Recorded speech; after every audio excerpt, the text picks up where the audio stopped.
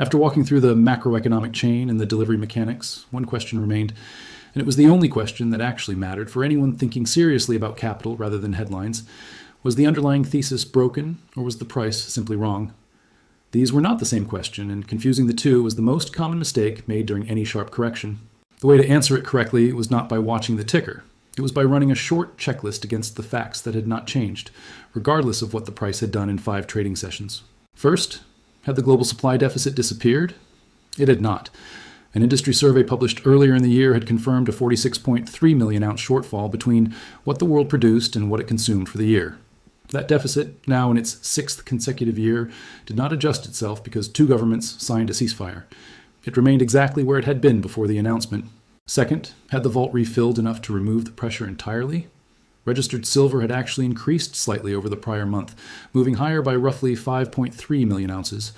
On its own, that might have looked encouraging, but open interest in the front-month contract still dwarfed that improvement by a wide margin, meaning the underlying imbalance between paper claims and physical metal remained firmly in place. Third, had industrial demand quietly stepped back because peace had been declared? It had not. No solar manufacturer, electric vehicle producer, semiconductor plant, or data center operator canceled a single purchase order because 2 nations stopped firing at each other. Industrial fabrication continued expanding its share of total silver demand, driven by sectors with no connection whatsoever to geopolitical headlines. Fourth, had institutional forecasts reversed direction? They had not. Major research desks continued projecting year-end silver prices well above where the metal was currently trading, in some cases more than 25% higher. These were not predictions built around the ceasefire. They were built around supply deficits, industrial consumption trends, and historical valuation relationships that remained intact. That last point led to a useful framework, not a forecast, but a way of thinking about valuation.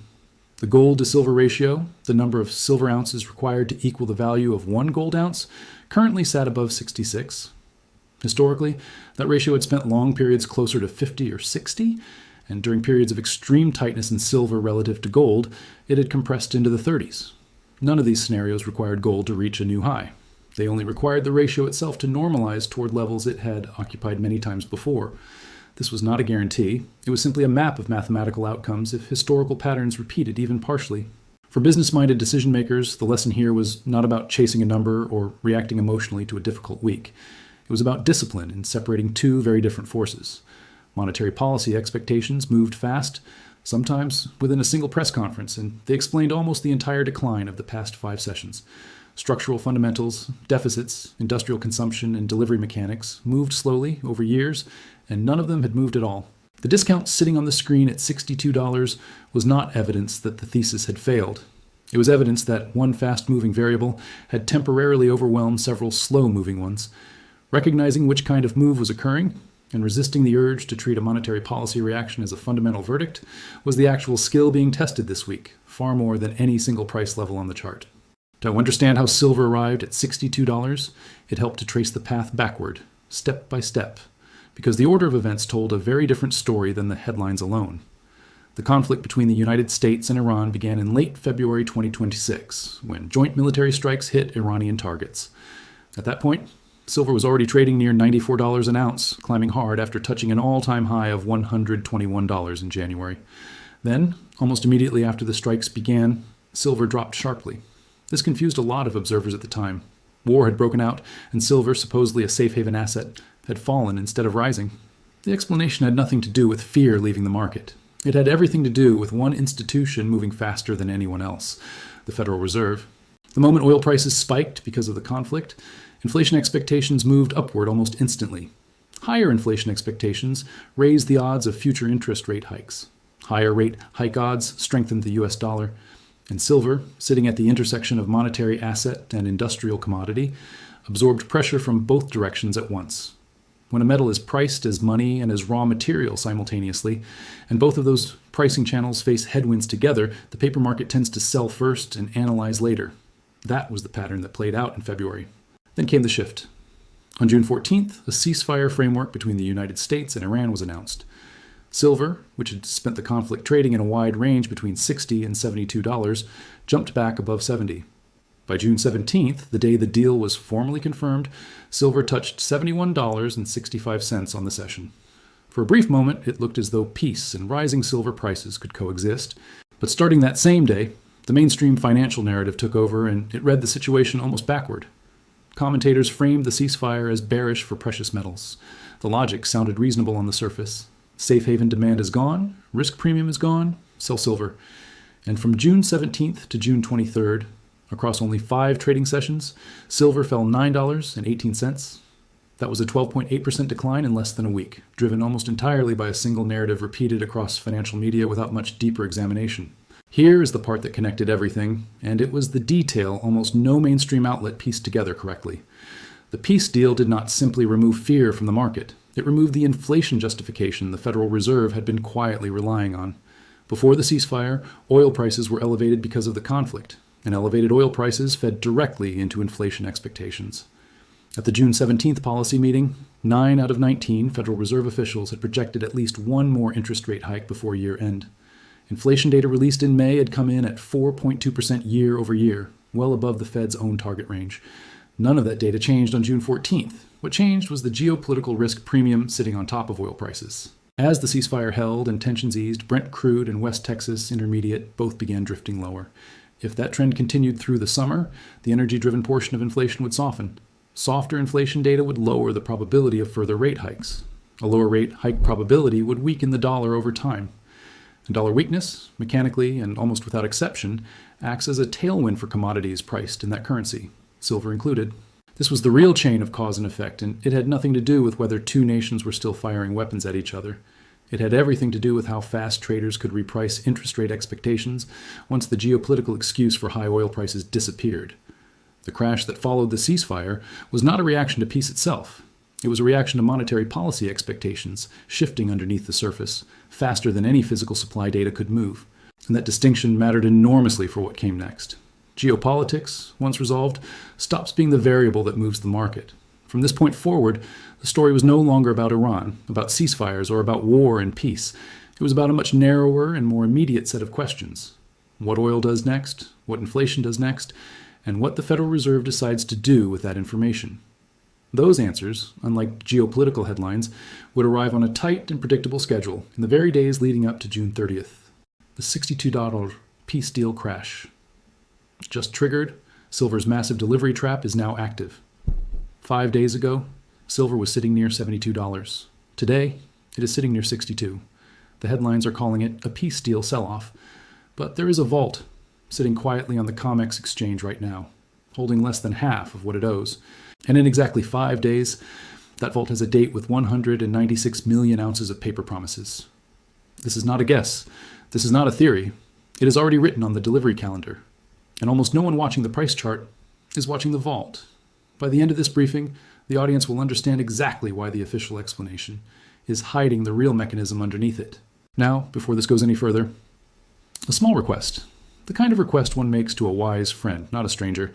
If this channel has earned even 5 minutes of trust today, consider hitting that subscribe button. Not for an algorithm, not for a number, but because serious analysis like this deserves a serious audience standing behind it. And tell us, where in the world are you watching this from today? Drop it in the comments below. This channel would genuinely like to know who it is speaking to. On the morning of June 23rd, 2026, silver was trading at $62.47 an ounce. 5 days earlier, it had been sitting at $71.65. In less than a week, the metal had lost more than 12% of its value. For most people watching the markets that morning, the explanation seemed obvious. A peace deal had just been confirmed between the United States and Iran. War had ended. Fear had left the market. And when fear leaves a market, safe haven assets like silver are supposed to fall. That was the story every major financial outlet was telling. It was simple, it was clean, and it was incomplete. Because while millions of traders were reading headlines about diplomacy and ceasefires, almost none of them were watching something far more important happening quietly inside a vault on the COMEX exchange in New York. That vault held 86.2 million ounces of silver available for delivery, nothing more. And in exactly 5 days on June 30th, a wave of paper contracts representing nearly 197 million ounces was scheduled to reach its expiration date. These were not casual numbers picked at random. They were not predictions made by an analyst trying to sound dramatic. They were scheduled facts sitting on the official CME calendar, visible to anyone who knew where to look. This was the detail the mainstream narrative had completely missed. The price of silver and the physical supply of silver were no longer telling the same story. One was falling, the other was tightening. And when a market's price and its physical reality start moving in opposite directions, history has shown that something has to give eventually. To understand why this mattered, it helped to step back and ask a basic question. Why would a peace deal cause silver to fall in the first place? On the surface, it seemed logical. Less war, less fear, less demand for safe haven metals. But silver was never just a safe haven metal. It carried two identities at once. It behaved like a monetary asset, similar to gold, rising when investors feared inflation or instability. But it also behaved like an industrial material, used in solar panels, electronics, and electric vehicles, reacting to economic growth and manufacturing demand.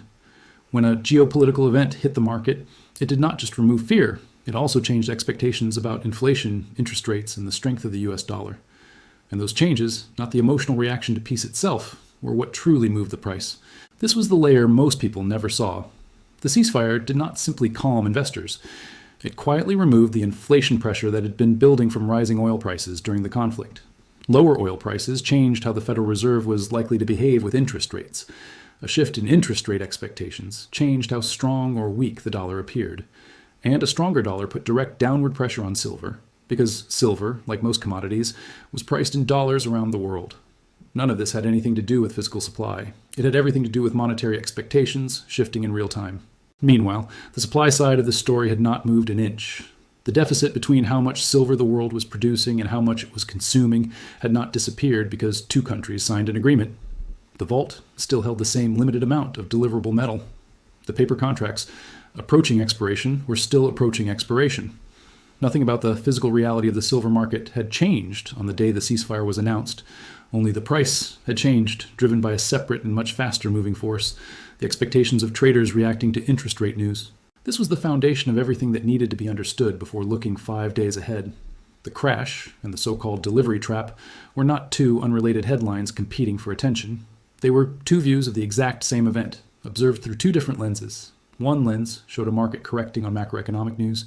The other showed a structural squeeze quietly building beneath the surface, mechanically, on a fixed date, regardless of how anyone felt about geopolitics. The paper market had already made its decision. It had priced in the peace deal, the interest rate shift, and the stronger dollar within 5 trading sessions. But the physical market, the actual metal sitting in vaults and waiting to be claimed, had not reacted at all. It was still sitting exactly where it had been, with the same limited supply, facing the same growing demand for delivery. And that gap between what the price was saying and what the vault was holding was about to be tested in a way that very few people watching the headlines were prepared for. Once the macroeconomic chain was understood, attention could shift to the part of this story that existed entirely outside of headlines, interest rate decisions, or trader sentiment. This was the structural arithmetic sitting quietly inside the COMEX exchange, the part of the market that did not care what the Federal Reserve said or what the dollar did. It simply counted ounces. The registered vault, the only pool of metal actually available to settle a delivery today, held 86.2 million ounces as of June 18th. That number represented the entire deliverable supply, the full amount of physical silver the exchange could hand over if asked. Beyond that registered pool sat a larger category called eligible silver, totaling 235.7 million ounces. At first glance, that larger number looked reassuring, but a closer look revealed something important. Of that eligible total, 85.2 million ounces were already allocated to a separate silver trust and sitting in vaults under different ownership. That metal was not freely available for COMEX delivery. It belonged to shareholders of that trust, not to the futures market. Once that portion was removed, the freely available eligible buffer outside the registered pool dropped to 150.5 million ounces. Meaningful but not unlimited and not automatically accessible without a formal conversion process. Against this backdrop sat the number that mattered most. Paper contracts representing nearly 197 million ounces were approaching their delivery date, while the registered vault held only 86.2 million ounces to meet that obligation. Dividing one figure into the other produced a coverage ratio, the percentage of paper claims that registered metal could actually satisfy if every contract holder demanded physical delivery at once. That ratio stood at 15.8%. Markets that fall below 15% coverage have historically entered what exchange data classifies as a stress zone, a point where the gap between paper promises and physical reality becomes difficult to ignore. As of June 19th, this market was sitting less than 1 percentage point above that threshold. Another way to view the same imbalance was through leverage. For every single physical ounce sitting in the registered vault, 6.3 ounces of paper claims existed against it. This did not mean a crisis was guaranteed. It meant the cushion protecting the system from a genuine squeeze had become unusually thin. A composite measurement tracking delivery pressure across the exchange, often referred to as a stress index, currently read 37. Its all-time high, recorded during a previous period of extreme tightness, had reached 88. The current reading suggested a market that was structurally tight, but not yet in a full-blown squeeze. Whether that number moved higher or stayed flat in the coming days would depend entirely on what happened next inside the exchange itself. That brought attention to the open interest sitting in the front-month contract for July delivery. As of June 19th, 39,356 contracts remained open, each representing 5,000 ounces. Multiplying that figure against the registered vault produced a potential delivery obligation equal to 228% of available metal. Internal classification systems tracking this kind of pressure labeled the current reading as extreme, not elevated, not tight, but extreme. This was not happening in isolation. Earlier contract months in 2026 had already shown a pattern worth noting. The March contract saw over 9,000 contracts stand for actual delivery, representing more than 46 million ounces pulled directly from the system. May saw over 6,000 contracts stand, equal to roughly 32 million ounces. Even June, typically considered a minor delivery month, saw more than 2,000 contracts stand for over 12 million ounces. This was not a market where physical demand occasionally appeared by accident. It was a market where standing for delivery had become a consistent, repeating behavior throughout the year. To track what came next without needing constant commentary, 3 simple thresholds could be applied to the registered vault itself. Above 86 million ounces, the situation remained stable, with existing supply absorbing pressure. Between 80 and 86 million ounces, the situation moved into an alert phase, where eligible silver would likely need formal conversion into registered status. Below 80 million ounces, the situation became acute, a genuine squeeze unfolding in real time, with the coverage ratio breaking decisively below its already thin margin. On the morning of June 30th, that single number, not the spot price, not the headlines, would say more about this market than anything else available.